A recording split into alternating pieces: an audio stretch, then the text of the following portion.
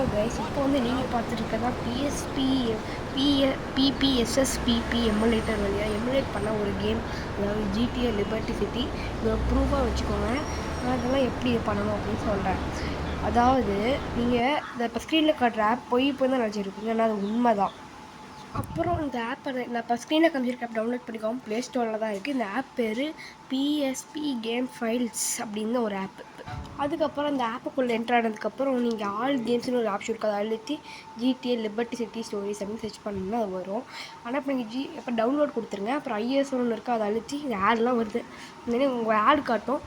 அதெல்லாம் அதில் பார்த்துட்டு அதுக்கப்புறம் ஒரு வெப்சைட்டை கூட்டு போவோம். அப்புறம் வந்து உங்களை இந்த வெப்சைட்டுக்கு தான் கூட்டு போய் இதில் போய் ஜிடிஏ லிபர்ட்டி சிட்டின்னு சர்ச் பண்ணி டவுன்லோட் பண்ணிக்கலாம். அதுக்கு ஞாபகம் வச்சுக்கோங்க, பிஎஸ்பி ஃபைல்ஸ் மூலம் டவுன்லோட் பண்ணணும். அது டவுன்லோட் பண்ணதுக்கப்புறம் இந்த ஆப் மறக்காமல் இன்ஸ்டால் பண்ணிக்கோங்க. ஏன்னா உங்களுக்கு வர ஜிப் ஃபைலில் தான் வரும். அதை அன்பேக் பண்ணி அதுக்கப்புறம் தான் விளையாடுற மாதிரி இருக்கும். அதை அன்பேக் பண்ணுறது தான் இந்த ஆப். புரிஞ்சிருக்குன்னு நினைக்கிறேன்.